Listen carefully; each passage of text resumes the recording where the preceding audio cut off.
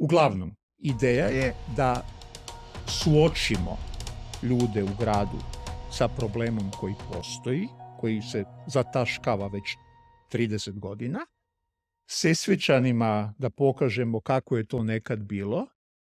Pojavljuje se u filmu jedna bivša radnica Sljemena koja priča o tome kako je za 5. ili 10. godišnjicu rada dobila prsten od firme i pokazuje ga u kadar i kaže ne bi ga prodala ni za što na svijetu. To je jedan od najemotivnijih trenutaka u filmu. Dakle, da njih podsjetim na ta vremena, gospodu iz grada da podsjetim da postoje Sesvete, kojih se oni sjete samo pred izbore.